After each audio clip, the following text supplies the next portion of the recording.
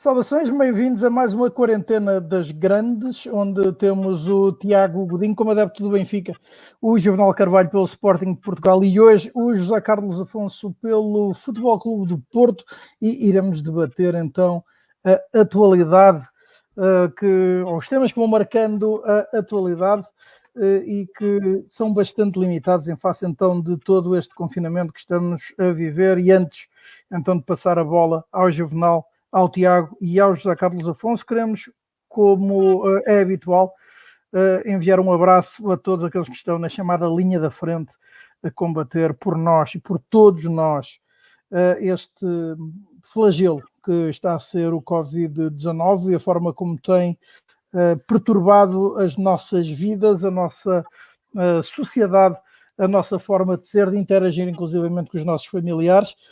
Boa noite, Juvenal, boa noite, Tiago. Peço-vos também umas primeiras palavras antes de se juntar a nós o José Carlos Afonso, e enquanto fazemos também este compasso de espera, pergunto-vos como escorreu esta semana, como é que têm vivido estes últimos dias e também um pouco os acontecimentos que têm marcado então a atualidade do futebol português. Tiago. Boa noite, Rui, boa noite, Juvenal, boa noite a todos aqueles que nos estão a ouvir e a ver.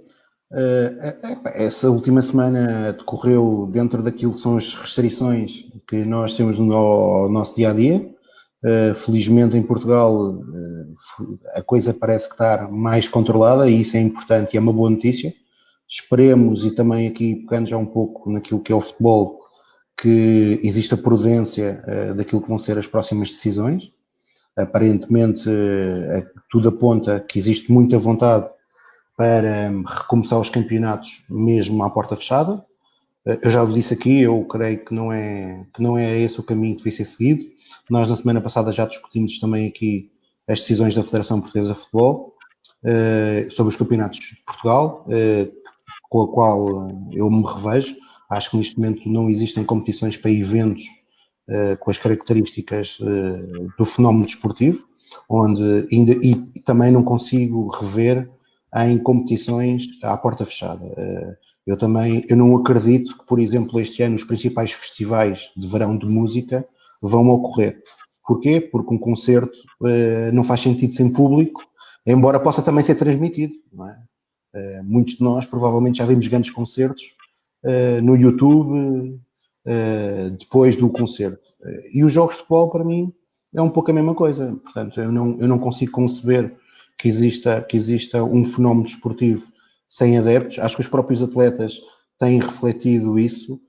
Esta semana e hoje, até aqui na quarentena, foi dado realce às declarações do Carlos Carvalhal, que merecem o meu maior aplauso, em que ele refere exatamente isso, que não faz sentido, ou ele mete muitas dúvidas, ele não é assim tão direto como eu estou a ser neste momento, mas ele coloca muitas reticências ao regresso da competição sem adeptos e, portanto, vamos aguardar para aquilo que são as decisões. Há um facto que já existe um regulamento para o regresso das competições, o que é o regulamento para quem o leu e para quem ou pelo menos já teve alguns tópicos, é um pouco ficção científica, o regulamento que existe na Liga.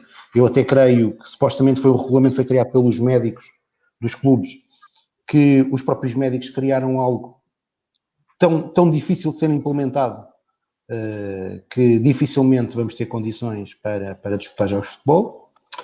Mas entretanto também já saiu uma decisão na Alemanha que veremos e nós sabemos que muitas das vezes nós vamos a reboque daquilo que se passa lá fora, e portanto o governo alemão decretou que não vão existir eventos de massas até setembro. Sabe-se que existe uma pressão da Federação Alemã para tentar que pelo menos os jogos do campeonato alemão sejam concluídos à porta fechada. Ainda não há uma decisão definitiva do governo alemão, mas vamos aguardar. Mas cá em Portugal eu confesso que não existem condições, ou pelo menos para mim não existem condições. Eu aproveito aqui por causa de um comentário que eu vi aqui do Joaquim relativamente aos sócios com cotas que pagaram a anuidade. Eu só posso falar por mim, não é? Eu por mim, se o Sport Lisboa Benfica não regressar e não existirem jogos à porta fechada, eu não quero ser reembolsado. Acho que é um direito todos os sócios, daqueles que assim o entenderem, ser reembolsados e poderem fazer e manifestar isso. E isso, creio eu, que é um direito que assiste aos sócios do Sport Lisboa e Benfica, como aos sócios do Sporting Clube Portugal, como aos do Futebol Clube Porto e de todos os outros clubes. Eu, pessoalmente, não farei questão disso, porque também sei que os clubes, neste momento, vão passar por um momento complicado.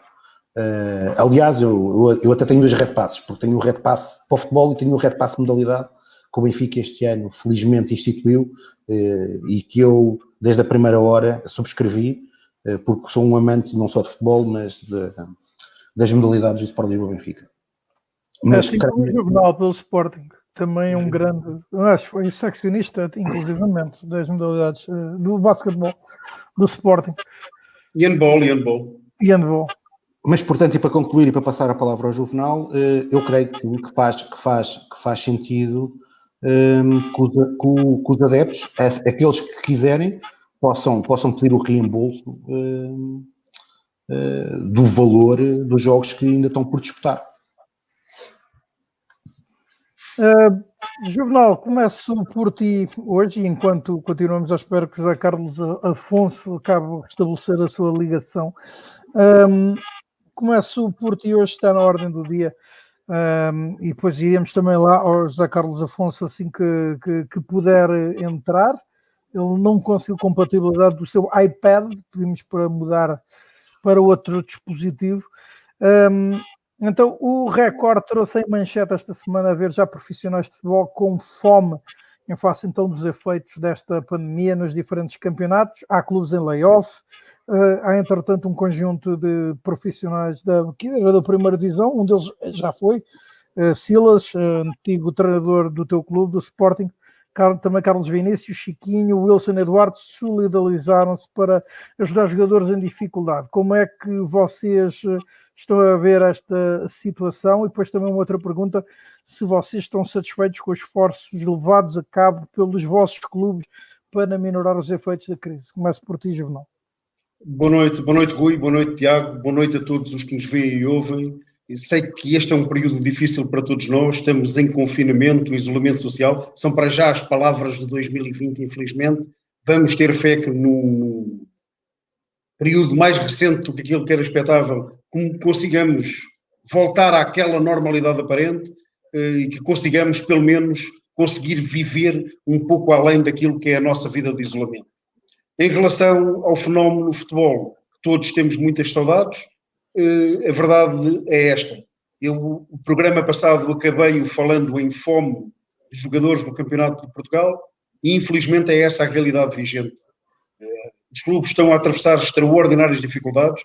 Se falamos aqui dos grandes, falando do meu clube, que até já entrou em layoff com os funcionários, já reduziu 40% aos seus jogadores de futebol profissional. Portanto, o Sporting, tal como qualquer clube neste momento, não navega em águas brandas, está difícil para todos. Isto é um fenómeno que não era expectável, é um fenómeno secular, aparece de 100 em 100 anos, sensivelmente, e fomos todos, enquanto adeptos, e os clubes, às vezes dirigidos um pouco acima daquilo que era expectável, estão todos a pagar um pouco por essa fatura.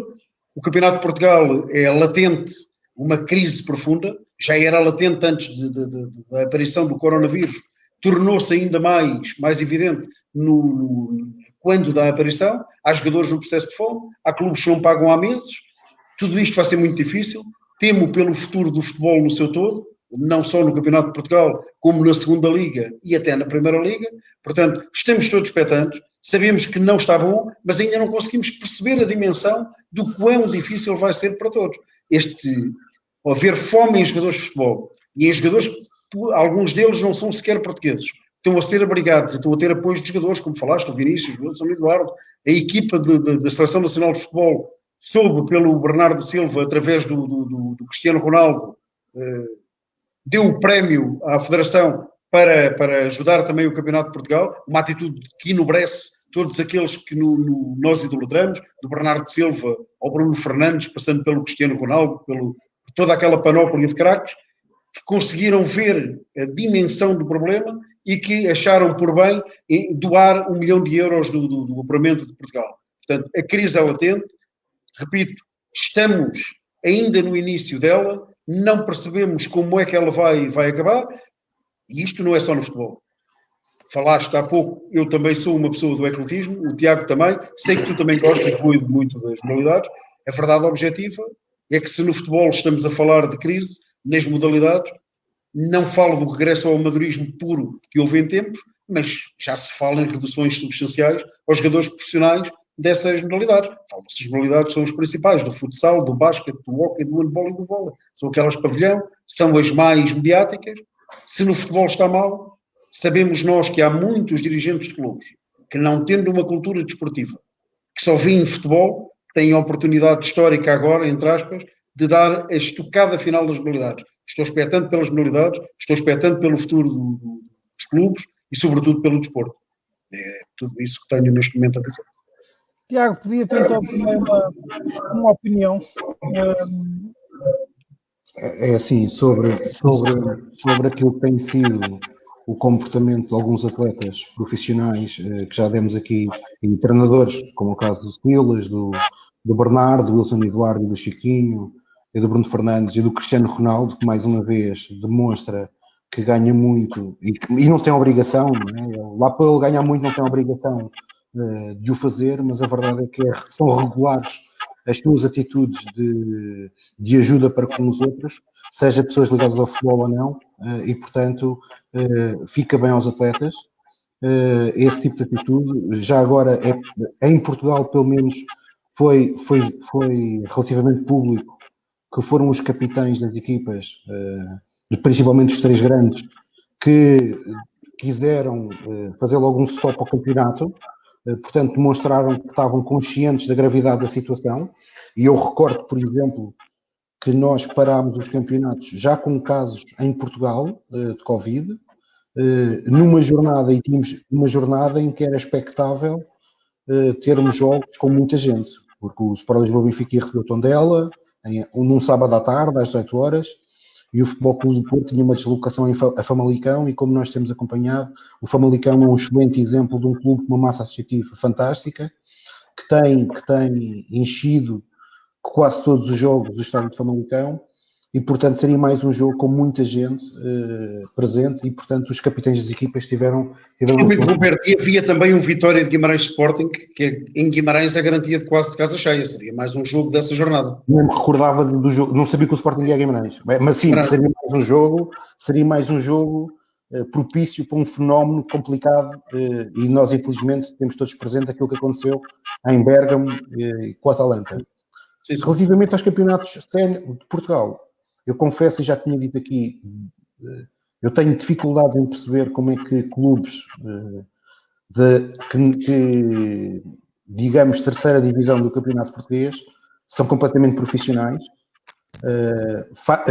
Aqui, confesso e espero não estar a ferir muitas suscetibilidades, mas não consigo entender como é que são geradas essas receitas, porque nós sabemos como é que os clubes da Primeira Liga e da Segunda Liga sentem dificuldades para fazer face a compromissos e muitas das vezes nós, quando estamos a falar do futebol, todos olhamos para o exemplo do Cristiano Ronaldo, à nossa escala, dos Maregas, dos Gabriéis, do João Félix, dos Brunos Fernandes, e pensamos que os outros atletas dos outros 15 clubes recebem o mesmo. Mas a verdade é que nós sabemos que isso não é bem assim. Há atletas em Portugal que recebem valores bem abaixo e muitas das vezes, muitos deles até pouco acima dos 1.000 euros. E estamos a falar na Primeira e na Segunda Liga.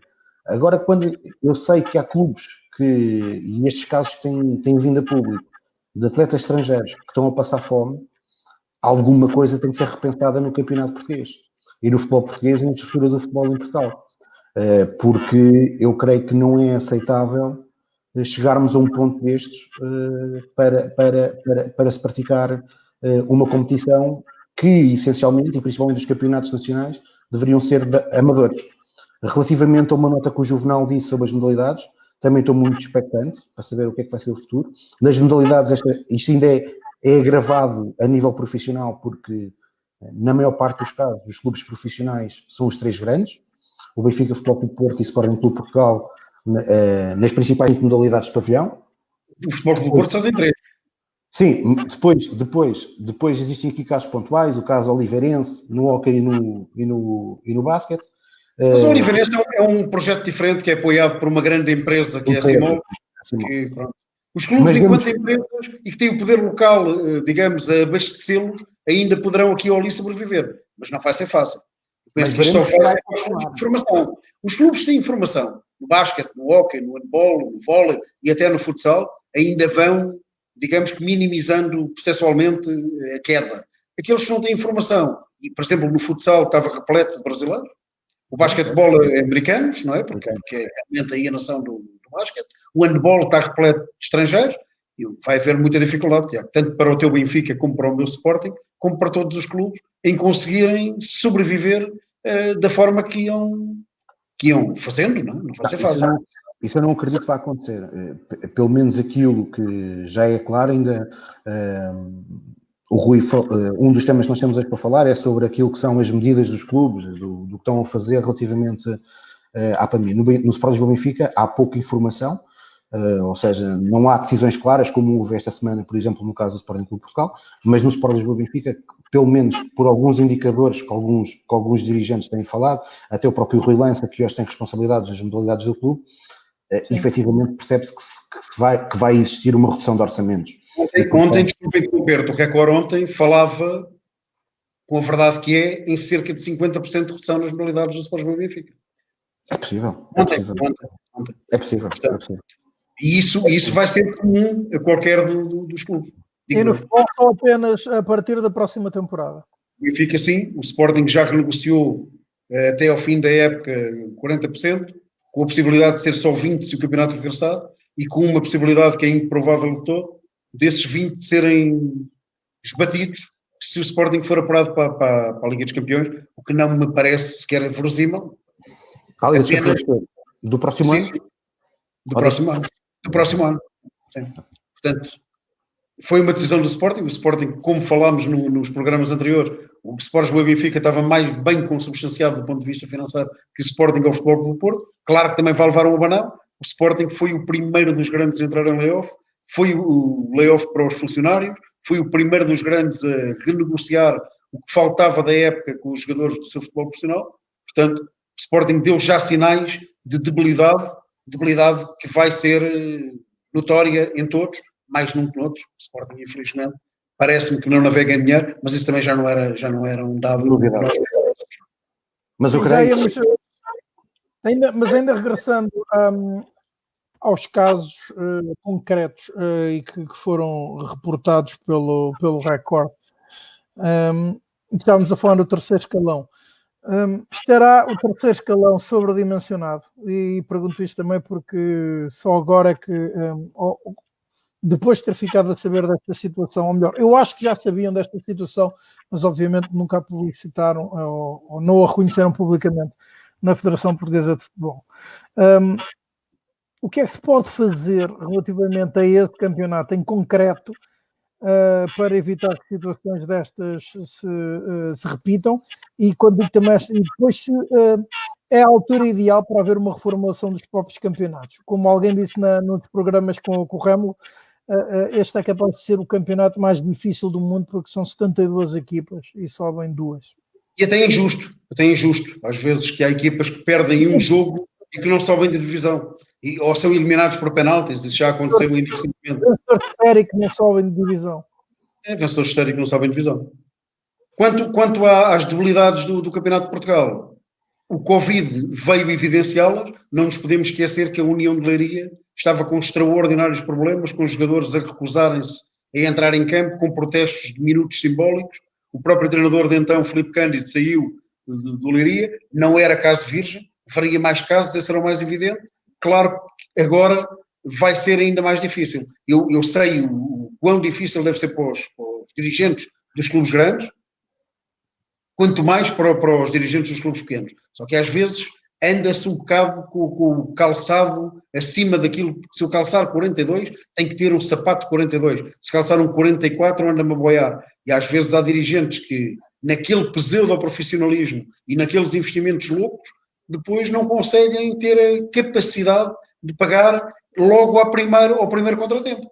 E isto já acabou os campeonatos, os jogadores supostamente fazem contratos até maio, junho, os clubes não têm forma de lhes pagar, não têm receitas, vai ser tudo muito difícil, mas o pior processo é estarmos a falar de fome dos jogadores. A fome não é virgem, não está no futebol, infelizmente Portugal estava economicamente melhor, ouvia-se falar menos nesse processo de gente, de mendigos, do que se ouviu em tempos, pessoas a passar fome literalmente. No futebol era impensável há alguns anos atrás, agora é uma realidade que a todos nós nos choca. Temos que conviver com ela e acreditar que melhores dias virão.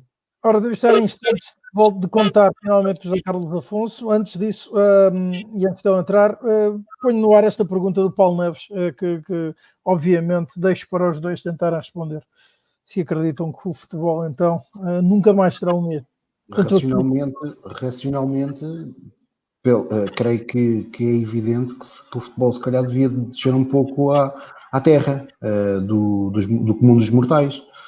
E portanto hoje todos somos isto é uma crítica que eu agora vou fazer a mim próprio, e portanto a todos nós, que é hoje todos somos cientes que temos profissionais hoje na linha da frente a combater, a salvar vidas, que ganham muitas das vezes pouco mais de 1.000 euros, e muitos deles sem grandes condições para estarem a colocar a sua vida em jogo.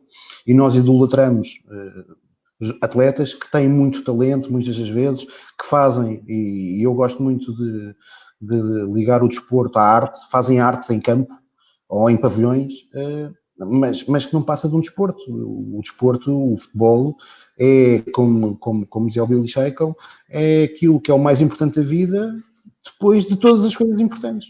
E nós agora percebemos isso, não é? Quer dizer, hoje nós temos uma guerra que temos todos que vencer coletivamente. Existe esse slogan que eu por acaso até nem aprecio muito, do vamos ficar todos bem. Não vamos ficar todos bem. Infelizmente já faleceram demasiadas pessoas para nós podermos dizer que vamos ficar todos bem. Não vamos ficar todos bem. Isto está a ter um custo muito grande, está a ter um custo em vidas humanas e está a ter um custo na economia, e para mim, como eu disse, eu tenho muitas dificuldades em perceber como é que num campeonato sénior, onde as receitas são diminutas, onde muitas das vezes quem acaba por ter um papel fundamental é o poder autarca local, que vai gastando aqui e ali em ajudar as equipas locais. Como é que há equipas que têm 20 ou 22 atletas profissionais de futebol? E se partirmos do princípio que ser profissional de futebol é pelo menos receber o salário mínimo nacional, é fazer a conta ao fim do ano de quanto é que estes clubes estão a gastar.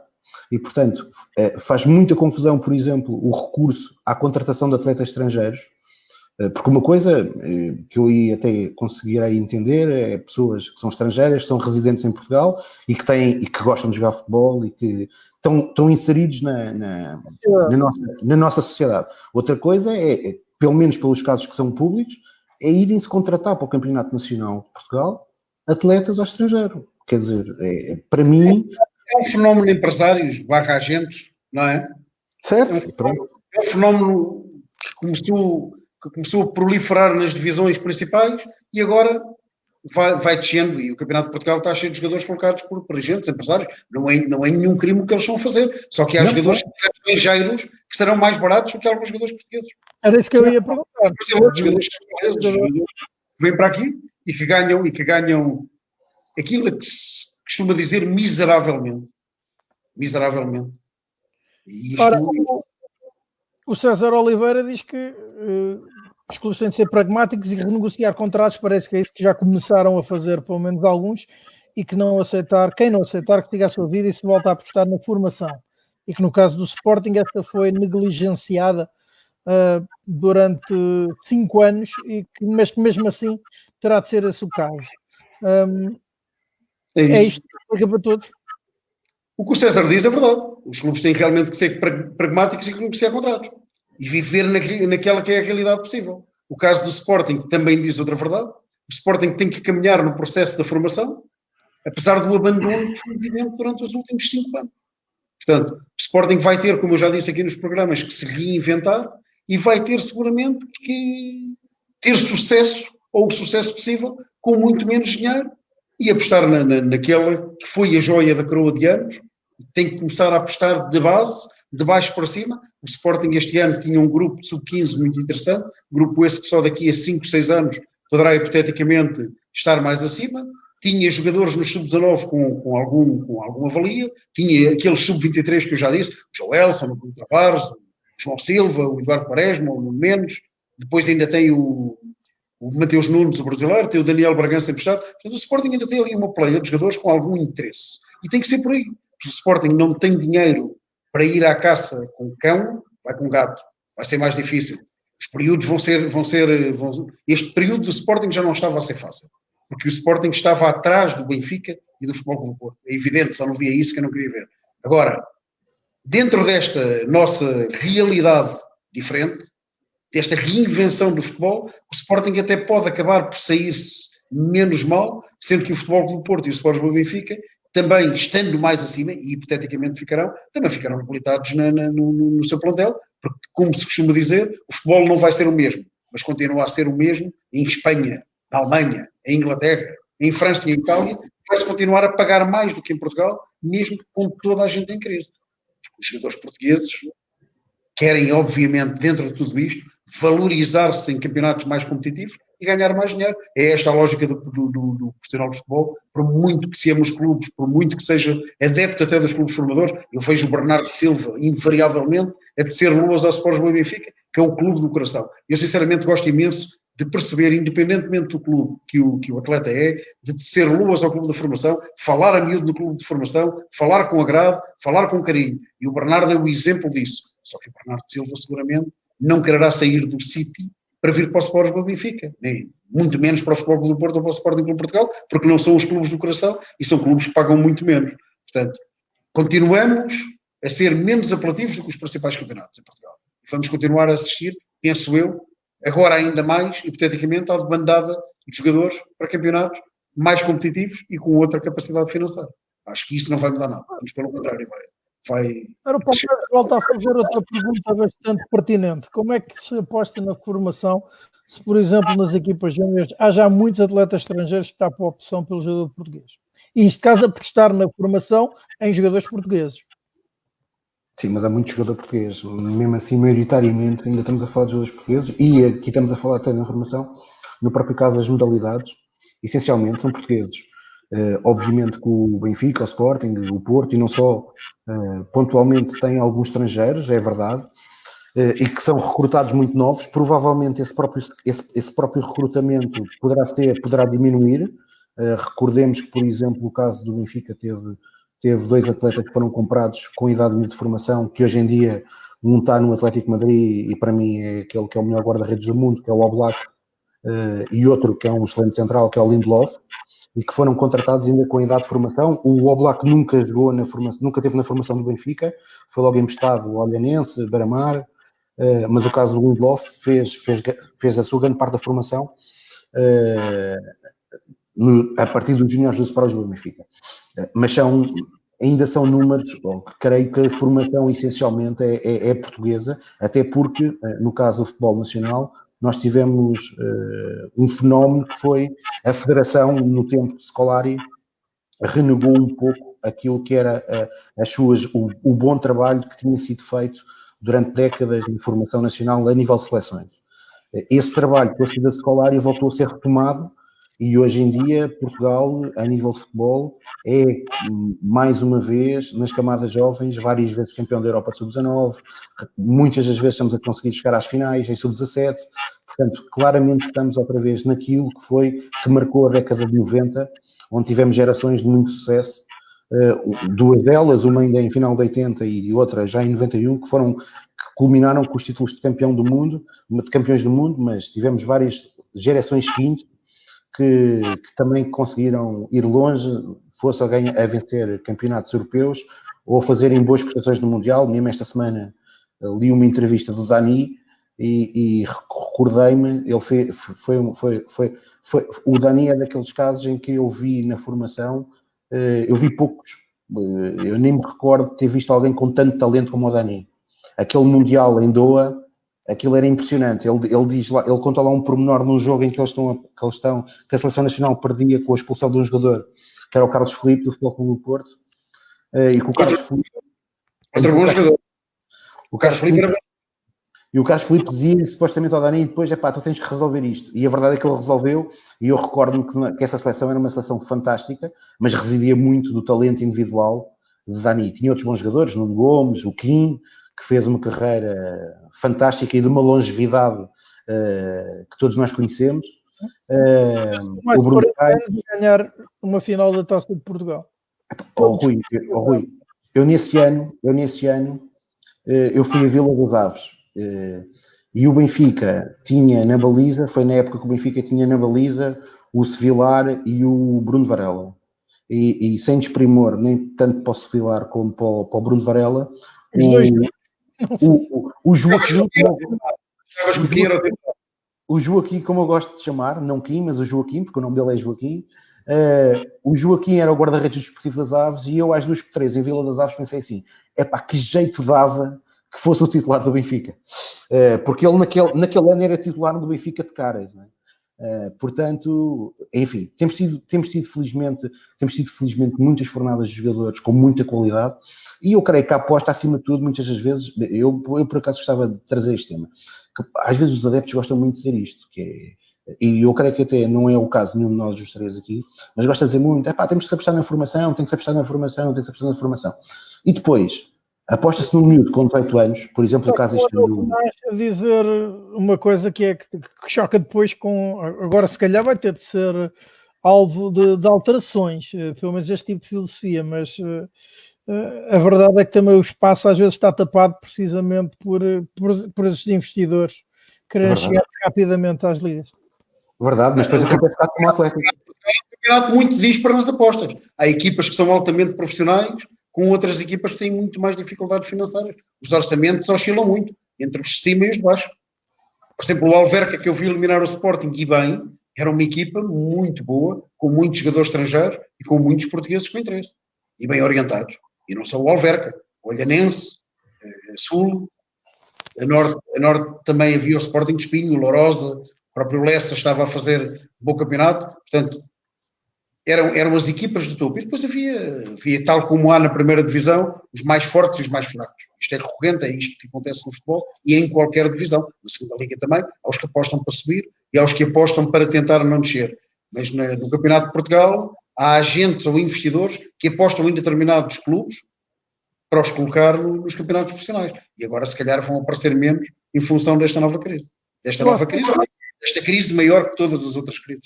Vocês acham execuível isto que o Manuel Serra disse, de redimensionar então os clubes nos escalões amadores e então talvez ser tempo de uma fusão de coletividades e de imposição de limites salariais?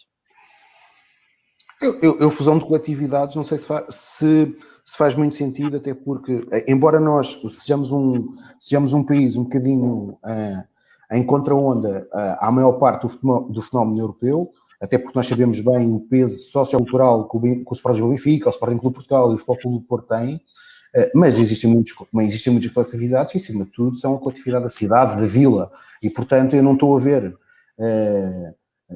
o sacavenense Sacavém a fundir com o Olivais Moscavide. Portanto, não estou a ver isso possível, não estou a ver o Oriental a fazer o mesmo com o Olivais e Moscavide. Portanto, eu creio que isso não será por aí. Acho que sim, que este comentário do Manuel Serra faz todo o sentido na questão de é complicado, e aí a Federação pode ter aqui alguns mecanismos para impor regras, por exemplo, forçar em que num plantel de um campeonato, de um clube de um campeonato nacional, os orçamentos sejam balizados por baixo, e acho que esta é uma discussão que se devia ter no futebol, e um pouco em linha com aquilo que se passa até noutros campeonatos muito profissionais, e aqui o bom exemplo é o caso da NBA, em que toda a gente sabe qual é o teto máximo que os clubes podem gastar, em campeonatos onde nem existe a disponibilidade financeira que esses têm, então muito mais se impõe isso. Portanto, isso sim, acho que faz sentido os clubes terem um nível de amadorismo superior. Amadorismo aqui no sentido de não se poder andar a sustentar uma competição que não gera receitas para ela. E uma das coisas que eu acho que era importante, eu creio que se tentou isso com os campeonatos nacionais, foi reduzir a dispersão geográfica. Hoje o campeonato é disputado muitas das vezes mais próximo de cada um dos clubes. Mas se calhar ainda temos que ir mais longe e, portanto, provavelmente, numa primeira fase, o que faria sentido era ter campeonatos distritais e depois o assumir de uma equipa ou duas equipas que pudessem disputar um play-off para uma promoção para um escalão superior. Uma coisa que eu creio que o Manuel Serra estava a querer tocar neste comentário era uma potencial redução dos campeonatos da primeira e da segunda liga. Que, Também. a meu ver, faz sentido há muitos anos. Podemos discutir o tipo de método que vamos fazer isto, se depois temos uma segunda fase, se temos um play-off. Eu para mim faz muita confusão. O play-off nunca foi algo apreciado no futebol, não só cá como noutros países, tirando os Estados Unidos, que têm um modelo de play-off, mas para quem é amante das modalidades, percebe a beleza dos play-off. Porque os play-off, cada jogo é uma incerteza. E aquela que às vezes paira muito na cabeça das pessoas, que é, mas isso não permeia a equipa regular. Mas não é factual. Não é factual, Juvenal. Porque, por norma, a melhor equipa da fase regular, na maior parte dos campeonatos, depois a equipa que vence. Portanto, e numa final a 5, quem ganha 3 jogos merece ganhar. Isso é melhor. Merece ganhar. E então perguntava-lhes, agora perguntava ao Ricardo. Já agora em relação só ao comentário anterior, há uma coisa que a redução dos campeonatos principais, para mim, justifica-se de todo. De 12 a 14 clubes, concordo. E outra coisa que eu acho que é importante, porque eu vejo recorrentemente jogos do clube da cidade onde resido, que é em Matosinhos, o Leixões, que é um clube histórico, tem adeptos próprios, tem uma vida própria. Eu, cada vez que vou ao Estádio do Mar ver o Leixões, não vejo adeptos dos clubes adversários. Por que não fazer uma zona norte e uma zona sul? Havia depois um play-off, hipoteticamente, depois uma fase final, 4 de cima e 4 de baixo, para gerar receitas aos clubes. Os clubes não têm receita. A bilhética não é para cima. Diz isto, Tiago. Desculpa interromper-te, mas eu recordo-me que era isso a segunda divisão portuguesa na década de 80. Havia a Zona Norte, Zona Centro e Zona Sul. E depois havia 3 equipas que subiam, eu creio que era o primeiro de cada uma das zonas, e havia uma quarta que era a disputar numa liguilha entre os segundos classificados de cada uma dessas zonas. Tu vias um Oriental Atlético, o Engenheiro Carlos Chalema ou na Tapadinha com o estádio cheio na segunda divisão. Na segunda divisão B, ou terceira divisão. Porque é mais fácil, não é? E a segunda liga, por exemplo, poderia dar, se o Olhanense subir, um Farense-Olhanense, um derby do Algarve, não é? E mais clubes a sul, mais clubes a norte, havia mais interesse, as massas associativas, como a distância geográfica é menor, deslocam-se mais. Quem é que vem às 11 da manhã da Covilhã ou de Mafra para ver os seus clubes jogarem em Matosinhos? Para ver em Chaves?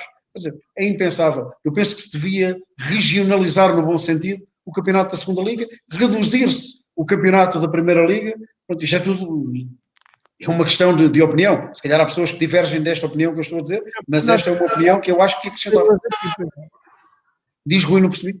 E o Campeonato de Portugal com 72 equipas. O Campeonato de Portugal com 72 equipas. Parece-me equipas a mais para campeonato a menos, com o devido respeito que eu tenho às pessoas que, muitas vezes por altruísmo, não há só clubes com investidores, há clubes que inventam dinheiro e que têm que viver da boa vontade das pessoas das localidades para ir sobrevivendo. O Campeonato de Portugal tem equipas a mais. Eles há pouco, nos programas que o Ramo levou a cabo, com os presidentes do Espinho, do FAF também, do Praiense, e com o diretor-geral do Aroca, e também com o seu homólogo do Alverca, falou-se na possibilidade de passar a haver, ou o que é que seria se passasse a haver apenas, outra vez, 3 zonas, lá está, como era antigamente a segunda divisão, com a subida garantida dos vencedores dessa zona. E até tornaria uma espécie de quarta divisão os distritais também mais competitivos, porque desciam equipas que se calhar estariam a mais no Campeonato de Portugal e que iriam para os campeonatos distritais. Eu não sei o que é que vai... Eu penso que vai mudar. Eu penso que isto vai fazer uma mudança no futebol. Agora, como é que vai mudar? Estou curioso. Agora, se não for em 2020, 2021, eu penso que em 2021, 2022 iremos ter uma nova estrutura de campeonatos, uma nova forma de reativar, entre aspas, o desporto de futebol, que é um desporto ainda, tirando o futebol indústria dos clubes principais, é desporto, é o que move paixões, e os clubes pequenos, dessas pequenas localidades, os adeptos, sendo também adeptos, muitos deles, do Benfica, do Futebol Clube do Porto ou do Sporting Clube Portugal, amam os clubes das suas localidades, e se tiverem clubes rivais a jogar contra eles, vão se motivar e vão encher muito mais vezes o campo. Eu, por exemplo, ao ver o Clube de Futebol Os Belenenses, e o Atlético Clube de Portugal, e o União de Tomar, e tantos outros clubes históricos do meu tempo de jovem, arrastarem-se pelos distritais, e falo do Clube de Futebol Belenenses, falo propositadamente, porque o Clube de Futebol Belenenses que existe é um Clube de Futebol Belenenses, não há outro. Juvenal, sim, mais uma vez, peço desculpa por te interromper, mas ainda bem que focaste tanto o Clube de Futebol Os Belenenses como o Atlético, porque fizeram aquilo que muitos de nós dizemos que é o atiro ao abismo, mas a verdade é que a paixão dos adeptos é de uma coisa de salutar. O Belenenses enche praticamente os campos todos do Distrital de Lisboa. É uma festa única. No ano passado até tivemos aquela oportunidade de ver o regresso, não agora do Estrela da Amadora, mas do Futebol Clube de Estrela na Amadora, em que o estádio está cheio. Portanto, quer dizer, os próprios adeptos sentem o clube, muito mais deles do que com investidores que não conhecem o clube de lado nenhum, que pura e simplesmente apoderaram-se do clube por, obviamente, responsabilidades dos dirigentes dos clubes, em algumas alturas que acharam que achados é que era o caminho, mas os adeptos sentem o clube, independentemente de ele estar na primeira ou na segunda, do que estar no distrital. Eu até acho que o Clube de Futebol dos Belenenses tem mais adeptos a jogar em Belém do que no Restelo, desculpem, do que a Bessade no Jamor. A Bessade não tem adeptos. A Bessade não tem adeptos. O caso da Bessade, esta decisão que está prevista é perfeita. Jogar jogos à porta fechada, a Bessade já está habituada a isso. Jogos à porta fechada, quando jogam mais. Verdade. Falaste em 2 clubes históricos, 2 clubes com carisma, 2 clubes da cidade de Lisboa com muitos adeptos ainda. O Atlético, infelizmente, numa população mais envelhecida, o Belenenses ainda com muitos jovens na Fúria Azul, a ir acompanhar o seu clube do coração e sem peixe nenhum de gritar pelo Belém, na Abóbeda, no Torcifal, em Linda a Velha. Portanto, estão lá. E o Belenenses precisa de renascer, o Atlético precisa de renascer e tantos outros clubes, o próprio Salgueiros, o velho Salgueiral da cidade do Porto, que se arrasta pelos distritais, infelizmente, e que tanto eu gostaria de o voltar a ver no lugar que é seu, nos nacionais, no topo. Esses 3, Salgueiros, Belenenses, Atlético, e hipoteticamente estou-me a esquecer de um ou outro, são 3 clubes que são muito, muito, muito fortes. Ora, avançando na nossa lista de encargos, digamos, e uma vez que o José Carlos Afonso, pelo visto, não está a conseguir entrar pelas mensagens que vou recebendo, mas temos de avançar, e avançando, um dos temas do dia, ou dos últimos dias, isto tirando então esses esforços que estão a ser efetuados pelos clubes para minorar os efeitos desta crise, tem a ver com mais um caso que envolve o Sporting, o caso de Ruben Amorim, a transferência então do Sporting de Braga para o comando técnico do Sporting. O Sporting falhou o pagamento da primeira das 2 transferências de 5 milhões para Ruben Amorim, passando a dever desde logo 2,3 milhões de euros o valor total do negócio. E sendo que o comunicado inicial do Sporting falava na liquidação a 6 de março, uma data em que ainda não havia sido, ainda não havia entrado em vigor o estado de emergência no país. Ora, então, o Sporting recusa-se, no entanto, a aplicar a palavra dívida e aponta para o artigo 437, ou 437 do Código Civil, para ainda não ter pago. Ora, e esse artigo diz que se as circunstâncias em que as partes que fundaram a decisão de contratar tiveram sofrido uma alteração anormal, tem a parte lesada direito à resolução do contrato ou à modificação dele, seguindo juízos de equidade, desde que a exigência das obrigações por ela assumidas afete gravemente os princípios da boa-fé e não esteja coberta pelos riscos próprios do contrato. Meus senhores, começando por ti, Jornal, como é que tu vês esta situação? É que o Record, por exemplo, dá conta, na sua edição de hoje, que o Sporting tinha verbas, se quisesse, para liquidar esta primeira tranche. Olha, eu falo só do lado emocional. O Sporting, como instituição centenária e como clube de bem, não cumprir o pagamento, a mim, enquanto sportinguista, não me agrada. De qualquer forma, se por acaso o Sporting Clube de Portugal tem, na realidade, solvência para poder pagar ao Sporting Clube de Braga os 5 milhões desta primeira tranche, ainda menos justifica. Falando com o coração e tão só do ponto de vista emocional, não gosto de ver o Sporting como devedor, gosto pouco ainda por cima que deva a um clube que é o Sporting Clube de Braga, que tem um presidente, que é uma pessoa pela qual eu nutro uma antipatia particular. A grande verdade é esta: se o Sporting Clube de Portugal deve, se o Sporting Clube de Portugal é uma instituição de bem, se o Sporting Clube de Braga reclama aquilo que é seu, então só resta-me dizer que espero que isto seja cumprido, ou que então os clubes, com o beneplácito e com alguma condescendência de António Salvador, me parece que para o Sporting é muito mais rígido do que para os outros. Se calhar o António Salvador gostaria de ser tão grande como o Sporting Clube de Portugal, já tem pelo menos Sporting e Clube, só que ainda não é de Portugal, é de Braga, com todo o respeito que eu tenho pelos agentes de Braga e pelo crescimento que António Salvador fez àquele clube, tornou o Braga o Braguinha e agora é o Sporting Clube de Braga, que está bravo pelos campeonatos portugueses. Não gosto da postura de António Salvador, mas uma coisa é certa: se o Sporting deve, como instituição de bem, quer cumprir as suas obrigações, as suas dívidas, espero, enquanto sportinguista, que se resolva isto, ou com diálogo, ou com o dinheiro pago ao Sporting Clube de Braga, independentemente da pandemia. Temos connosco então já, finalmente, o José Carlos Afonso, a quem estou desde já, e agradeço ter respondido afirmativamente ao nosso convite. José Carlos, eu recuo um pouco, então, na ordem do nosso programa, e sendo que o José Carlos é alguém ligado à formação e também já teve uma longa passagem por aqui, várias técnicas dos campeonatos nacionais, o Campeonato Nacional de Portugal. Pedia-lhe uma análise à situação que se está a viver. Nestes últimos dias foram reportadas situações de jogadores a passar fome.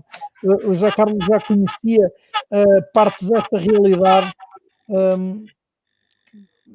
Que leitura lhe merece toda esta situação? Ora bem, antes de mais, boa noite e pedindo desculpa por este atraso. De qualquer das formas, em relação a esse tema, é evidente que nós temos que ver que é uma situação nova que se está a passar. É uma situação que ninguém estava à espera desta situação neste momento.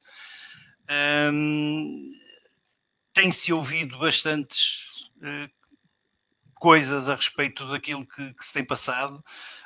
Serão verdade, obviamente que algumas delas indicam que sim. Os clubes deviam estar mais preparados para que, na realidade, mas lá está, não é só os clubes, a sociedade em geral não estava preparada para esta situação que surgiu.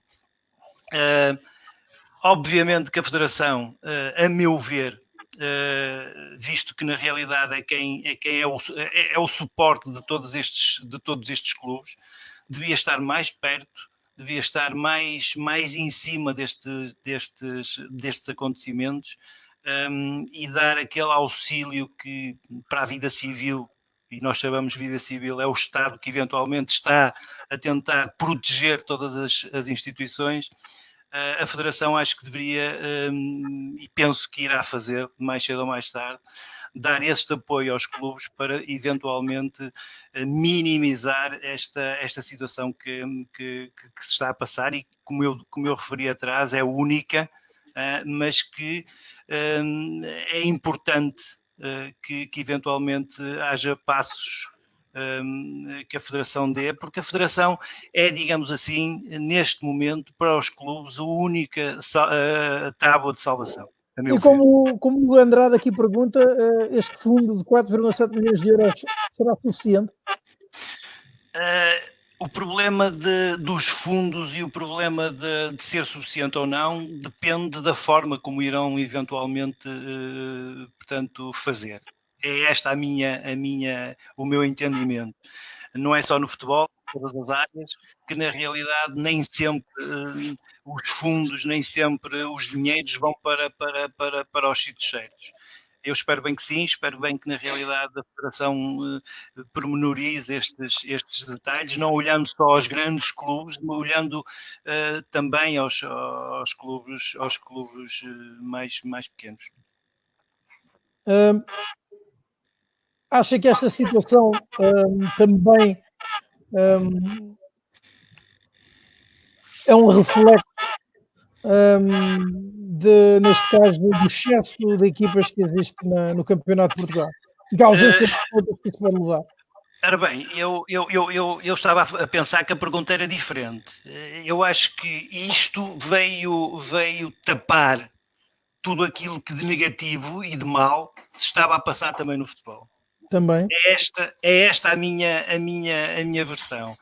É mau que tenha acontecido, obviamente, mas é nas coisas más, e quem é do futebol sabe isto. Não é só nas vitórias que nós temos que chegar ao balneário e falar muito bonitinho, não. É nas derrotas e nas coisas negativas que nós temos que melhorar as coisas e que ter bastantes pormenores para que eventualmente, se surgirem novas situações, estarmos preparados. Eu acho que aquilo que nós sabemos do futebol e aquilo que nós estamos por dentro é que nós neste momento, e isto é importante que se diga, nós neste momento temos uma federação milionária e temos os associados a pedir. É esta a realidade, desculpem-me estar a falar desta forma, mas é verdade.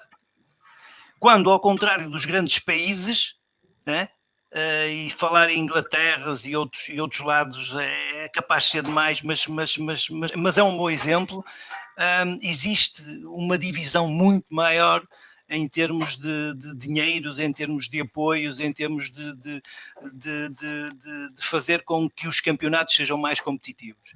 Esta é a realidade. Porque, como é lógico, estamos a falar de dinheiro e o dinheiro implica a competição, a competitividade que os clubes não têm. Nós vimos este campeonato, aquilo que se estava a passar, não é? Mas espero eventualmente que na realidade a Federação, estando bem, que está bem, todos nós sabemos que a Federação se encontra bem, desde a entrada do presidente, Fernando Gomes, que eventualmente teve uma ascensão forte. Agora, é importante que os associados também estejam bem para que, na realidade, os campeonatos sejam competitivos, fortes e os clubes saudáveis. Não é? Ora, avançando então na nossa ordem de trabalho, temos avançado então para a situação entre o Sporting e o Sporting Braga, com a opinião do Juvenal Carvalho. Queria agora uma primeira reação ao Tiago. Relembra-se então que o Sporting não terá pago, ou não pagou o primeiro tranche, mas não fala na existência de uma dívida, pelo menos para já. Como é que tu vês esta situação? E depois, obviamente, peço o comentário também do José Carlos Afonso, só agora se juntou ao nosso programa. Bem, em primeiro lugar, saudar o José Carlos por se juntado a nós. Muito bem-vindo, José.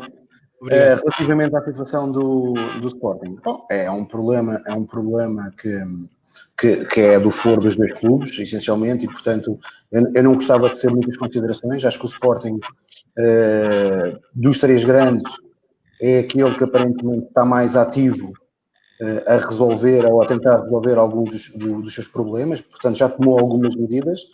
Relativamente a esta situação em concreto, acho que o que aqui não fica tirou um bocado de lustro a esta situação ao Sporting, é que o Sporting foi contratar Ruben Amorim, aparentemente pagando a cláusula, 10 milhões de euros, e supostamente forçando a que estes pagamentos fossem realizados. E, portanto, percebo a posição de António Salvador, pelo qual eu também não nutro grande consideração, A nível, reconheço-lhe o trabalho de qualidade que tem feito o Sporting Clube Braga, mas a sua maneira, muitas das vezes hostil, para conquistar os adversários, de facto também não é merecedora de grande afeto da minha parte.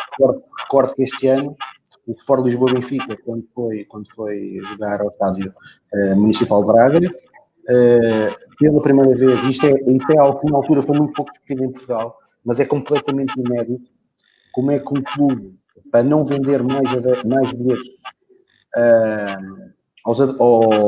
adeptos adversários, preferiu ter uma bancada completamente vazia. O que aconteceu este ano em Braga é a antítese daquilo que deve ser o desporto. O Sporting Clube de Braga preferiu não vender bilhetes a adeptos do Sport Lisboa-Benfica e, para o fazer, teve a bancada completamente vazia. Portanto, são atitudes que, enfim, portanto, esta pressão que está a ser feita agora ao Sporting Clube de Portugal é natural, era expectável a partir do momento que o Sporting falhou este pagamento. O Alexandre Teixeira comentou aqui há pouco que isto poderá ser uma situação do Sporting para ganhar algum tempo. Acredito que sim, que o Sporting está aqui a tentar ganhar algum tempo, fazendo também aquilo que acho que hoje é avisado como uma gestão de tesouraria mais realista. Eu dou o exemplo, e aqui olhando mais para aquilo que é a minha realidade e a realidade que me interessa, que é do Sport Lisboa-Benfica. O Sport Lisboa-Benfica, de facto, financeiramente, aos dias de hoje, e por aquilo que nós conhecemos dos relatórios e contas das três chaves, é aquele que está numa situação financeira mais equilibrada e mais estável.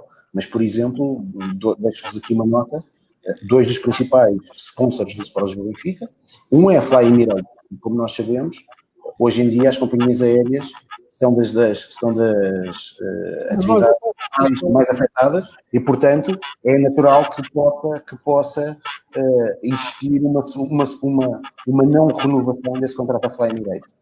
O outro caso que eu ia referir, que foi público esta semana, foi o caso da Adidas. Portanto, a Adidas está com sérias dificuldades financeiras. É do conhecimento público que o Estado alemão teve que ser avalista de empréstimos para garantir a sustentabilidade da empresa. Portanto, o Sport Lisboa-Benfica também tem que caminhar para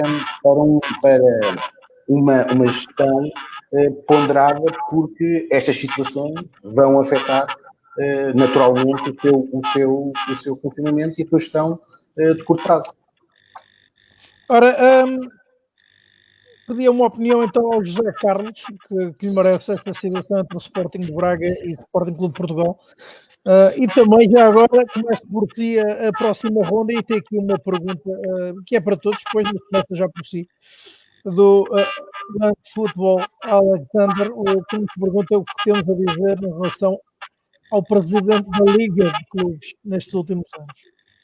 E eu acrescento, se não deveria a sua presença ser mais visível em toda esta situação que estamos a viver agora, completamente inédita. Em relação à primeira situação do Sporting, é normal que na realidade, depois de todo este problema todo, que haja dificuldades de tesouraria para o Sporting. Já havia, não é? Foi por aquilo que nos pareceu, foi uma aposta forte no treinador para que na realidade as coisas corressem bem para o ano, já a pensarem no próximo ano, com muitas dificuldades, foram buscar o Rui Amorim. De qualquer das formas, e da parte do Braga, é legítimo estar a contar com os pagamentos e o que eu penso no meio disto tudo é que na realidade o futebol continua a ser muito... Deixa ver o que dá, mesmo em boas situações. Isto foi feito, este negócio do Rui Amorim foi feito antes desta situação que surgiu. Portanto, e o Sporting já não estava bem. Foi, digamos que da parte do presidente ou da direção, uma situação em última, digamos, em última instância. Uma fuga para a frente? Eu não falo numa fuga para a frente, falo em ser a última situação para agradar aos sócios, para fazer sentir aos sócios e fazer sentir também à própria direção de que na realidade há caminho para andar, há perspectivas de futuro. Eu acho que nesse aspecto foi bom, e atenção, eu estou a falar do Sporting, como falo do Benfica e dos outros clubes, com as boas intenções, porque nós precisamos de futebol forte, precisamos de equipas fortes. E, portanto, eu acho que calhou mal esta aposta antes desta pandemia. Portanto, à partida da parte do Sporting, eu pelo menos compreendi bem da parte da direção aquilo que pretendia, e eu acho que toda a gente compreendeu, que era tentar dar solidez àquilo que era uma manta de retalhos. E depois surge esta situação e vamos ver se na realidade como é que ela vai acabar. Em relação ao Braga e o Tiago falou do Braga. É evidente que o Braga é um clube que nos parece, penso eu, a todos neste momento também um clube sólido, não é? Bem gerido. Existem muitas coisas que eventualmente nós não gostamos, mas obviamente que os presidentes e especialmente dos adversários muitas vezes têm que ter este tipo de atitudes, mas está com solidez, como o Benfica me parece que está. Só neste momento o Sporting e o Porto é que não estão tão sólidos, mas eu acredito que depois de passar esta situação que nós estamos a passar, não vai haver uma diferença tão grande em termos de solidez de clubes que havia antes desta situação de saúde que nós estamos a passar. É isso que eu acho. Eu acho que a postura do Sporting, eu acho que foi uma boa postura. Na altura foi uma boa postura. O presidente não tinha muito mais naquela altura para injetar, para dar vivacidade ao clube, se não fosse uma situação destas, uma situação completamente anormal, obviamente com muito dinheiro, mas de certeza que estavam a pensar em que as coisas corressem de uma forma e infelizmente para eles e para todos nós correu de uma forma diferente. Agora a pergunta para todos, começando por si. Então, o que tem a dizer em relação ao presidente da Liga de Clubes? O Land Football, Alexander perguntava relativamente aos últimos anos. Eu se calhar não ia tão longe, mas pelo menos nestes últimos meses, pelo menos isso. Eu acho que sim, eu acho que já há bastante tempo que a Liga não está a desempenhar o papel de uma liga de futebol. Portanto, refugia-se em muitas situações, é tardia no que diz respeito a situações que devia ser mais rápida a falar, a exercer.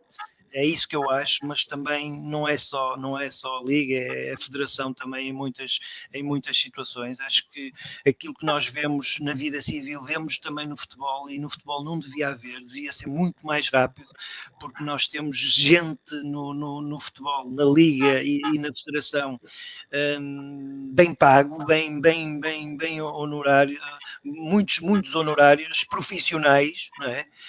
E que deveriam ser mais, na palavra que mais vulgar, mais lestos a resolver os problemas, que não são os problemas deles, são os problemas nossos, que são os problemas do futebol. Eu acho que a Liga, obviamente, que tem andado muito desorganizada, muito desorientada, a meu ver. Eu tenho uma ideia muito pessoal a respeito do Presidente da Liga. Acho que não é a pessoa indicada para a Liga, mas isto é uma coisa pessoal. Eu conheço há bastante tempo no que diz respeito ao futebol e é aquela situação que nós falamos, nem toda a gente do futebol dá para algumas atividades do futebol. Juvenal, Tiago, e agora já está depois também esta frase do Hugo Andrade, que diz que a Liga é simplesmente a antítese daquilo que deveria ser. Juvenal, parece a tua opinião agora.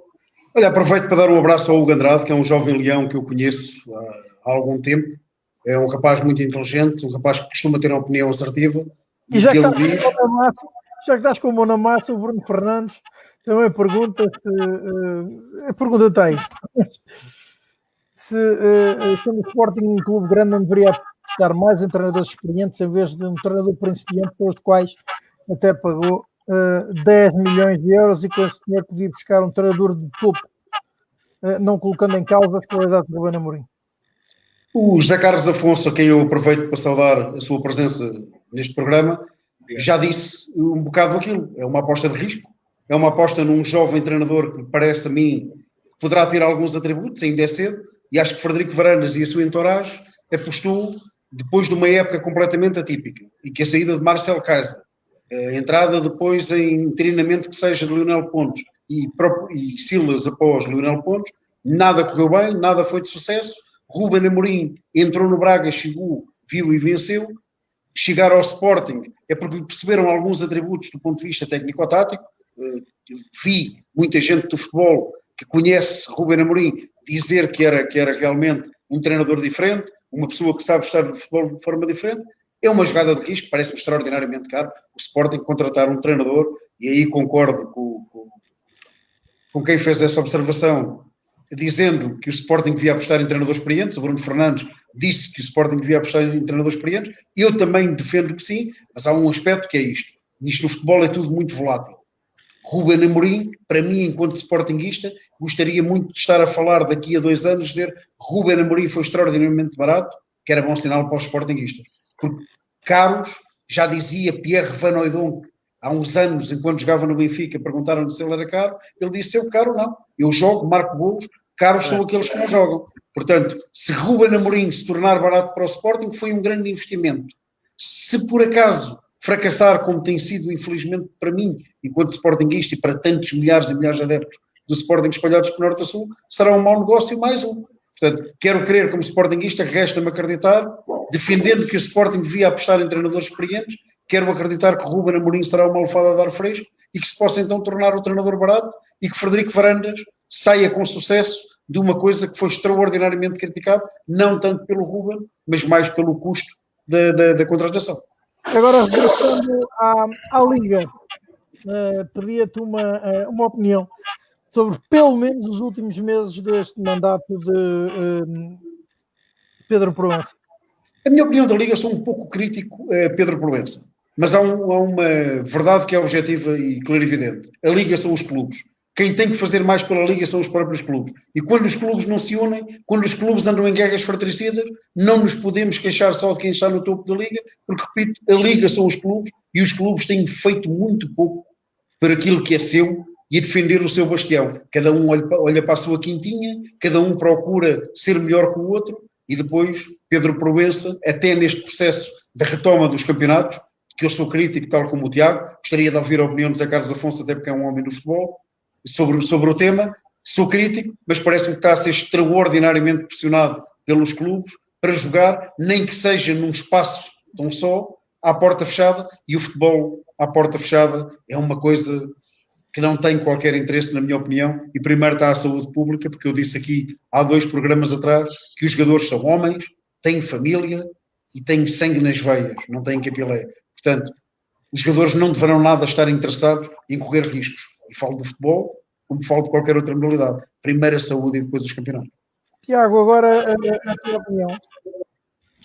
É assim, Pedro Proença, como o Juvenal disse bem, e o José Carlos também já tinha referido, A grande responsabilidade é dos clubes, essencialmente. Agora, Pedro Proença está maniatado, e aqui um pouco também por ter chegado ao topo do futebol português, e ele sempre foi, enquanto árbitro, alguém que nós percebemos que gosta do estatuto que tem, e portanto faz disso gáudio, mas não tem acrescentado nada. Esperava-se do Presidente da Liga uma atitude mais corajosa neste momento, ou pelo menos que ele pudesse exprimir o que é a Liga, ou qual é a posição oficial da Liga, ou o que é que a Liga quer fazer nos próximos tempos. E percebe-se que ele não é capaz de fazer isso. Enquanto adepto, eu considero que a Liga renega ou menospreza aquilo que são os adeptos. Nós não conseguimos ter, como noutros campeonatos, por essa Europa fora, uma calendarização atempada. Para quem acompanha as equipas ao longo das várias jornadas, é muito complicado, muitas das vezes, conseguir agendar viagens, agendar hotéis. Porquê? Porque nós, infelizmente, somos surpreendidos sempre com calendarizações em cima do joelho. E isto era um trabalho que a Liga devia de fazer. E que não o faz, continua a não o fazer. E, portanto, eu da Liga espero um pouco, mas também, e aqui também um pouco em linha com aquilo que o José e que o Juvenal disseram, muito isto é culpa dos clubes. Eu recordo-me, não foi assim há tantos anos quanto isso, eu até creio que na altura nem era ainda Pedro Proença presidente da Liga, que os clubes decidiram, numa Assembleia Geral, acabar com os emprestados dos grandes para os clubes da Primeira Liga. E aquela decisão, eu não quero estar aqui a faltar não quero estar aqui a ser impreciso, mas julgo eu que só 1 ou 2 clubes é que votaram contra. E todos os outros clubes votaram favoravelmente a esta decisão. E há relatos, na altura, na própria comunicação social, que houve alguns presidentes de clubes, ao saírem da reunião, diziam em conversas uns com os outros o que é que a gente foi fazer. E foi-se à pressa reverter isso, porque se percebeu que os clubes em Portugal estavam dependentes, ou muitos clubes em Portugal, estavam dependentes dos empréstimos que Sport Lisboa Benfica, Futebol Clube do Porto e Sport Lisboa Portugal fazem aos clubes mais pequenos. Isto, para quem lidera a Liga, devia ser algo que devia ser uma prioridade, mas não é também uma prioridade e, portanto, o que acaba por ser refletido é que o Presidente da Liga está sempre muito maniatado pelos interesses dos principais clubes. Mas tem sido assim, Tiago. Sim, invariavelmente é assim. Nada agora. Ora, avançando então para o tema, e este será particularmente caro ao José Carlos Afonso. Pinto da Costa fez recentemente 38 anos à frente da liderança do Futebol Clube do Porto, pedia-lhe um balanço. Este ano estava previsto para sensivelmente estes dias, inclusive, eu acho que era amanhã, inclusivamente, que estavam marcadas as eleições no Futebol Clube do Porto. Havia aparentemente concorrência desta feita a Pinto da Costa, algo que já não existia desde, se não me engano, 1991. Eu pedi então ao José Carlos Afonso uma opinião sobre quase 4 décadas de mandato de Jorge Nuno Pinto da Costa e se era um sinal o facto de estar previsto haver desta vez oposição ao presidente portista no ato eleitoral. Sim, mas eu antes queria falar sobre aquilo que se falou do Pedro Proença. E há aqui uma coisa que foi dita e que é bem verdade. É assim, é preciso ter coragem. E o Pedro Proença tem que ter coragem quando está à frente de uma instituição como a Liga, como a Federação. Tem que se ter coragem. Não é porque os grandes clubes ou um agregado de clubes com interesse pretendem determinadas situações, tem que se fazer. Então o Pedro Proença não está ali a fazer nada. Está ali a servir de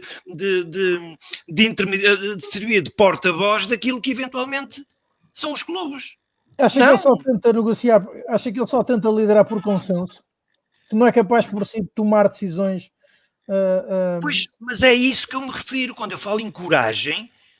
Eu acho que eventualmente um homem numa instituição destas, e repare, é por isso que eu digo que na realidade em algumas áreas é importante que seja gente de futebol e há outras que é importante que seja gente que não seja de futebol, mas que tenha carisma, não é? Portanto, e que tenha como se costuma dizer, força, autonomia, para que na realidade possa dizer sim ou não. Não é só reuniu, toda a gente disse que sim, ou a maioria disse que sim, ou já vão feitas as situações para as reuniões e está resolvido, ok, está resolvido. E ele é moderador. Um presidente de uma federação e um presidente de uma liga não pode ser moderador, não é? Tem que ser uma pessoa que tenha cabeça, que tenha pensamento, que tenha organização, que veja aquilo que não é só porque são os clubes que lhe pagam, porque são os clubes que lhe pagam, não é? Que tem que dizer que sim, porque não, tem que tomar decisões muito que custem, mas tem que tomar decisões. Tem que ter capacidade decisória, não é? Desculpa, claro, Zé. Tem que ter capacidade decisória. Mas é verdade. Se ele acha que, na realidade, aquela decisão para o futebol e não para aquele e para o outro e para aquele grupo de clubes é boa, porque não tomar essa decisão ou pelo menos pô-la em cima da mesa e bater com a cabeça, como se costuma dizer. Não é? É isso que o futebol precisa. O futebol não precisa de yes mans. E é yes mans que existem. Aliás, para eles irem para lá, antecipadamente têm que ver se é yes man ou não, senão não vai. Não é? Já aí, portanto, o futebol precisa de outro caminho. E nós vemos, por exemplo, na Federação, e eu há bocado falei de Fernando Gomes, que conheço muito bem, quando trabalhou aqui no Futebol Clube do Porto, e lá está, e vê-se que na realidade, como ele saiu do Futebol Clube do Porto, ele não saiu a bem, porque viu que havia coisas que estavam mal. Mas é preciso ter coragem, é preciso ter caráter, é preciso ter personalidade. E de certeza que na Federação ele está com esse intuito, isto é, pode a maioria dizerem, quererem algumas coisas, mas ele acha que é assim, vamos debater, vamos chegar à conclusão do que é o melhor para o futebol e para a Federação naquele momento. Portanto, e nós vimos logo aquilo que se passou com a entrada do Fernando Gomes na Federação. Agora, em relação a isto, em relação à Liga, e é por isso que eu falei, e foi o Tiago que falou em coragem, e é obviamente, é coragem que precisa, que é preciso. E agora mudando para outro tema de Pinto da Costa, também é preciso coragem para enfrentar Jorge Nuno Pinto da Costa nas urnas? Ora bem, é assim, é preciso coragem, é preciso coragem. Mas também aquilo que se passou este ano é óbvio que na realidade é porque as coisas não estão a correr bem, que aparecem outras situações, e apareceu só um oficial, mas houve outras pessoas, por aquilo que nós nos fomos vendo, que apareceram, mas isso é salutar, é bom. Isso faz bem, e isto, fugindo um bocado do futebol, e quando há eleições que há mais do que um, não muitos, não é? Mas quando há mais do que uma lista, em todas as áreas, até na faculdade, isso acontece para a lista dos estudantes, não é? Aumenta a seleção. Exatamente, é óbvio. E o Porto estava a precisar disso. E já nem falo só no cabeça da SAD. Estou a falar no global. Todos nós sabemos que as SADs são lideradas por presidentes, mas existem à volta deles pessoas que eventualmente têm influência, não é? Portanto, em todas as SADs isso acontece. E, obviamente, com o desgaste que tem acontecido, e um desgaste saudável, porque o que o Presidente fez no Futebol Clube do Porto, todos nós sabemos, nem adianta estarmos a falar daquilo que eventualmente ele fez, poucos fizeram no mundo, não em Portugal, no mundo. Acho que, na realidade, é salutar existirem outras pessoas para se debater nas eleições, mais ideias, mais... Agora, também falo aqui um à parte, é preciso que se fale, é preciso que não se chega a uma semana antes e se desista. Não, é importante falar, é importante que quem está, mesmo quem ganha, que saiba que não ganhou a 100%, que houve ali alguém que eventualmente falou em alguns detalhes. O Porto também precisa desse tipo de situação. E nestes últimos anos, por uma parte boa, porque foi de estar a correr bem, não é? Ninguém mais se intrometeu e, obviamente, isso não acontece só nas direções, acontece em todas as administrações das firmas e tudo. Se não houver ninguém a falar, se não houver ninguém a contrapor ou a ter outras opiniões, segue tudo um regime que se começa a ser regime ditatorial e isso é mau. Ora, pergunta aqui o Alexandre Teixeira. O Porto não se confunde com o Pinto da Costa. Venceu mais de 80% dos seus títulos com o mesmo presidente.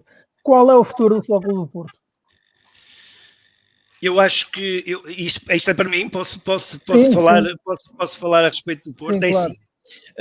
Todos nós sabemos a história do Porto, não é? Todos nós vimos a chegada desta direção, deste presidente e a mudança que eventualmente deu ao Porto e ao futebol português, que todos nós sabemos o que era o futebol português há uns anos atrás. Nós recordamos que é verdade. Quando passávamos a ponto já estávamos a perder e isso começou a acabar, começou a haver muito mais ligação, muito mais divisão de campeonatos, etc. O Porto, o Pinto da Costa, a direção do Pinto da Costa, e eu não falo só do Pinto da Costa, falo em outras pessoas que eventualmente não são tão visíveis e que eventualmente fizeram muito pelo Futebol Clube do Porto, o Sr. Reinaldo Teles, outras pessoas que já morreram, mas que faziam parte do núcleo duro da direção e que trabalharam muito para o Futebol Clube do Porto. Teles Roxo. Conselho Monteiro também. Exatamente, houve muita gente e aliás quando nós temos jantares de veteranos e aparece toda essa gente, alguns deles até bastante já até em cadeira de rodas. De qualquer das formas, aquilo que eventualmente eu acho é que é importante que haja em todas as eleições gente a pensar de outra forma, não é?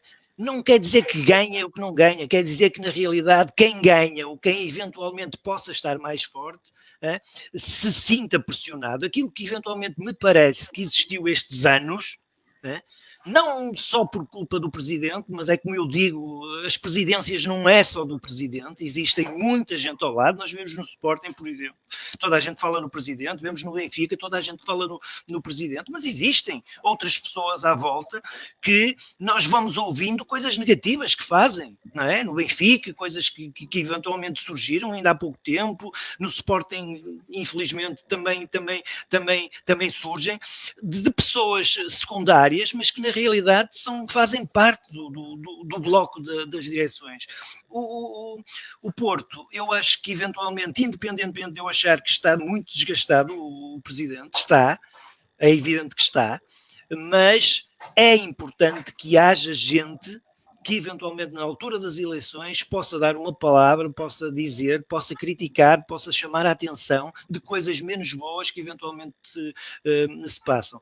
Há muita gente que diz que não se confunde, é evidente que não, porque todos nós falamos que no futebol é como nos clubes em termos de jogadores, os sócios, os presidentes, os treinadores, os jogadores, os roupeiros vão embora e os clubes ficam. É óbvio, não é? Todos nós temos que ficar, os esportistas, obviamente, agradados por o trabalho que este presidente fez. Mas vai haver um dia em que vai sair aquilo que eu pretendia. Acho que o clube está preparado para o dia seguinte. Precisamente, era isso que eu ia dizer. Aquilo que nós, esportistas, pretendíamos, e qualquer sócio de qualquer clube pretende, é que quando os presidentes saiam, deixem tudo organizado para se dar continuidade. Reparem que aquilo que se passou de negativo no Porto colide com o quê? Com a doença do Pinto, do presidente. Na altura em que há a primeira tremura de saúde do presidente, começa a descrença. Da parte de quem? Não é dele, porque ele continua com o mesmo reganho. Nós vemos, depois de tudo aquilo que lhe deu, vemos mesmo na televisão a falar e a ter a mesma atitude, a mesma filosofia de que é de ganhar e de pôr o Porto forte. Mas o presidente não vive sozinho, vive rodeado de pessoas, e se nós olharmos àquilo que eventualmente mudou muita gente. Manteve-se quem? O Caldeira? E o resto? E o Reinaldo Teles? Sim, mas o Reinaldo só está lá porque o presidente quer. Pois, a verdade é que saiu muita gente também. Saiu muita gente. Será que o Reinaldo também a saúde não favorece? Mas repare, há um sem número de situações que eventualmente são importantes. É importante gerir, é importante. Nós o que queríamos era que o presidente, neste momento, arranjasse condições de, quando surgisse uma situação de sair, desse continuidade ao trabalho dele. Isso é o que nós queríamos, porque senão vai ser muito complicado para o clube. A ideia que nós temos desta situação é mesmo esta, quer dizer, ou sai deixando o caminho aberto para uma filosofia igual à que tínhamos, ou então vai ser muito complicado. Ora, agora pedia uma opinião do Juvenal e depois do Tiago Dinho, muito rápida, que é para irmos por fim para o último tema. Não falo de Pinto da Costa com a cuidado que falam os da Carlos Afonso, sou sportinguista, não sou portista. Há uma grande e inequívoca verdade. Pinto da Costa é o dirigente que mais ganhou, é o dirigente que transformou o Futebol Clube do Porto num clube que se dizia então de uma aldeia grande, num clube de expressão internacional. Foi o clube que me deu a ver 7 títulos internacionais, teve uma pleia de jogadores, ganhou algumas vezes de forma menos ortodoxa, registro isso, não gostei, mas enquanto sportinguista quero dizer que Pinto da Costa, devido à marca level do tempo, o estar a levar para a umidade que já não lhe permite ser o Pinto da Costa dos velhos tempos, o Futebol Clube do Porto está, como disse o Zé Carlos Afonso, a pagar de certa forma esse tributo. A verdade é esta: Pinto da Costa vai marcar o Futebol Clube do Porto para todo o sempre, é um dirigente ganhador e transformou um clube que tinha uma expressão quase que regional. Após o 25 de Abril apareceu um Futebol Clube do Porto mais rampante, e esse Futebol Clube do Porto, já ao lado de José Maria Pedroto como chefe de departamento de futebol, quando o Futebol Clube do Porto ganhou em 77, 78, o seu primeiro campeonato que pôs o fim a 19 anos de interregno, depois fartou-se de ganhar. Os métodos esses, algumas vezes provou-se não serem os melhores, o que não pode tirar-se o mérito, é um grande homem do Futebol Clube do Porto e por inerência do futebol e do desporto português. Tiago, agora a tua opinião. Pinto da Costa, o Juvenal já disse, o José obviamente fez umas boa exposição sobre o que é que foi Pinto da Costa para o Futebol Clube do Porto, e o Juvenal corrobora as palavras do Juvenal. Pinto da Costa transformou o Futebol Clube do Porto no terceiro clube nacional, a lutar pelo primeiro, isto tudo, não é? Quando ele foi eleito, o Futebol Clube do Porto tinha metade dos títulos de campeão nacional do Sporting, e hoje o Sporting Clube Portugal está a 10 títulos do Futebol Clube do Porto. Já para não falar naquilo que é a projeção europeia do clube nos últimos anos, onde, infelizmente, agora enquanto benfiquista, claramente hoje o Futebol Clube do Porto tem tido, nas últimas 2-3 décadas, uma projeção europeia superior à do Benfica. E isso é mérito de alguém que eu admiro em algo muito importante, que é alguém que ama o Futebol Clube do Porto. Claramente, e que ama o Futebol Clube do Porto e que quer ganhar. E, portanto, quem tem um presidente assim tem que estar contente. Agora é natural, e isso nota-se, há um desgaste nos últimos anos da liderança do Futebol Clube do Porto, que permitiu ao Sport Lisboa e Benfica, mais bem organizado, conseguir vencer mais, ainda bem para nós, e esse desgaste do Futebol Clube do Porto, que houve ali um momento que eu creio que Pinto da Costa poderia ter passado mal, que foi em 2018, naquele ano em que o Benfica, de forma um pouco incompreensível, para mim pelo menos de todo incompreensível, não reforçou depois de ser tetracampeão e não fez uma verdadeira aposta para atacar o Penta, ainda por cima num ano em que o Futebol Clube do Porto se debatia com constrangimentos financeiros que mesmo hoje o Sérgio Conceição exprimiu, que é a questão do fair play financeiro. O Benfica, ao não investir, permitiu que o Futebol Clube do Porto voltasse a ser campeão, e portanto deu um novo elan a Pinto da Costa e a liderança de Pinto da Costa, mas é notório que a situação financeira é complicada, é complexa, e, portanto, é provavelmente neste momento o que deve preocupar os esportistas é a sucessão, perceber como é que esta sucessão vai ser feita, se vai ser feita uma sucessão suave, que, dados os anos de liderança que tem, nunca vai ser pacífica, porque é natural que assim seja. Quando há uma longevidade e com um sucesso tão grande, é complicado não existir uma fase de transição complicada.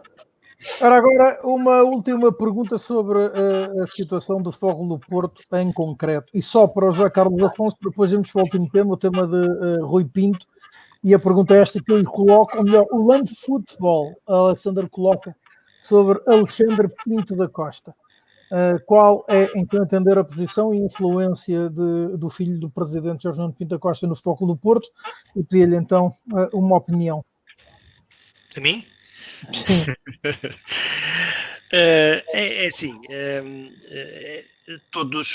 aquilo que se fala, é obviamente que aquilo que se fala da chegada de um agente de futebol que é filho do presidente, não trouxe ao clube grande solidez. Não porque as contratações tenham sido más ou boas, mas há sempre quem fale de interesses e especialmente quem estava lá a inserir os jogadores e que depois deixou de inserir. Eu acho que o problema não surge só por aí. O problema em relação ao Porto surge-se por aquilo que nós estamos aqui a falar hoje do Futebol Clube do Porto e da sucessão do presidente. É individual, é de cada sócio, mas também tenho a certeza absoluta que é da administração. Todos eles sabem que um dia que o Pinto saia é uma arrasia, sai toda a gente. E isto não, eles não se sentem bem com este tipo de situação, obviamente. Não é? Obviamente. Portanto, a partir do momento em que surgiu a situação do nosso presidente estar delimitado de saúde, começou a haver da parte de toda a gente algum frenesim de saber que mais cedo ou mais tarde, saindo o líder, eles saíam também. E todos nós sabemos que na SAD do Porto é um cargo apetecível, como é na SAD do Sporting e do Benfica, como nós temos visto, não é?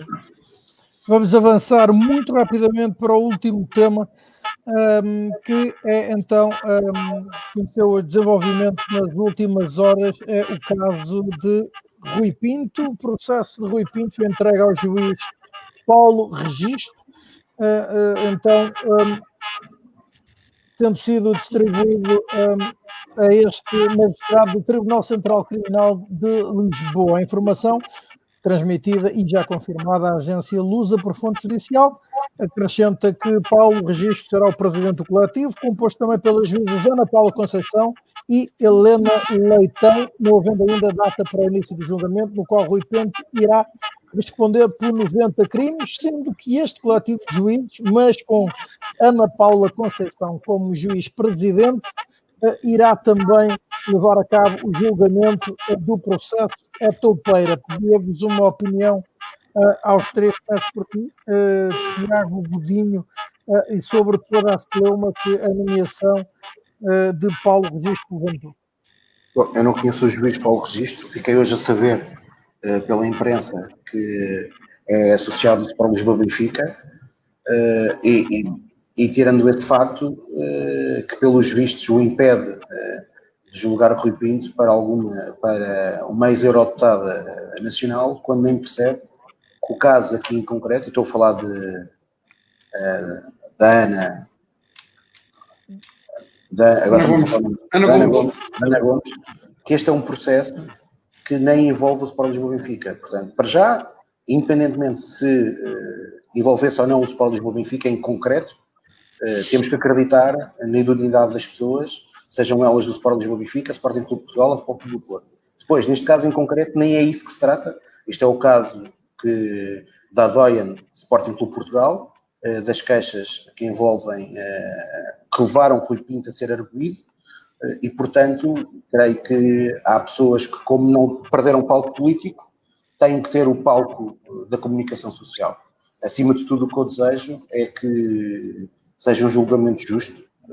Rui Pinto é, para todos os efeitos, arguido, ainda não é culpado, mas, portanto, que seja um julgamento justo e que a verdade venha ao de cima e que seja feita justiça. Juvenal, podia ter então também uma opinião. Eu corroboro das palavras do Tiago. Eu não quero entrar nas questões promíscuas do Paulo Registro ser do Benfica, do Sporting ou do Futebol Clube do Porto. Quero acreditar que vai analisar com justiça e com idoneidade quem sou eu para pôr em causa um ser humano que não conheço, e quero, repito, que Paulo Registro, independentemente das ligações ao Benfica, que o Benfica, neste caso, disse bem o Tiago, não tem a ver tanto, poderá ter a ver na desencriptação ou não dos discos rígidos de Rui Pinto. Neste processo, parece-me prematuro toda esta panóplia de críticas ao juiz e à justiça, o que é da justiça. Rui Pinto, se tiver que ser penalizado, quando se desencriptarem os discos onde estará, hipoteticamente, muita informação, também se faça justiça. Portanto, eu sou a favor da justiça. Se é com Paulo Registro, se é com outro juiz qualquer, para mim, enquanto cidadão deste país à beira-mar plantado, tanto me faz. José Carlos, tinha uma opinião sobre toda esta polémica. Olha, eu em relação a essa polémica acho que registro e com agrado que como toda a gente sabe, o que surgiu primeiro foi os registros do Paulo Pinto, ser primeiro e ser bastante primeiro o julgamento dele e o andamento em relação a não ser aquela situação da Angola é que andaram bastante rápido e os outros estão para trás. Em relação ao Paulo Registro, é assim, já deu para ver que o Ministério Público não olha muito se eventualmente o juiz é do Benfica, do Sporting,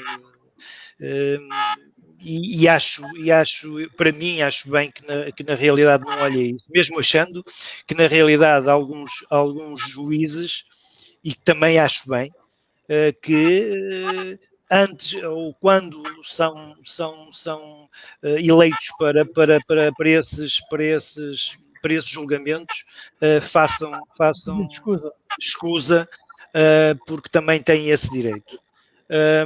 Portanto, em relação a isso, só quero, tal como o Juvenal e o Tiago falaram, que corra o mais célebre possível, tanto a situação que está no computador do Rui Pinto, como obviamente as situações menos lícitas que ele conseguiu para ir buscar esses detalhes todos. É isso que me surge dizer. E é então com este comentário de José Carlos Afonso que concluímos esta quarentena das grandes. Resta também meu nome, é nome também do Juvenal, do José Carlos Afonso e do Tiago Godinho.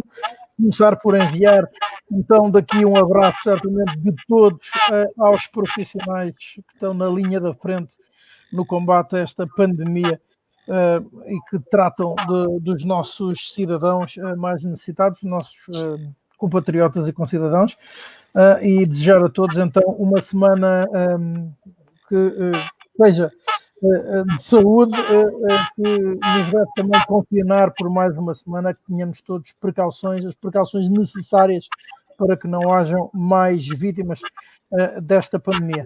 Resta-me uma vez mais agradecer aos três pela vossa presença e voltamos então para a semana.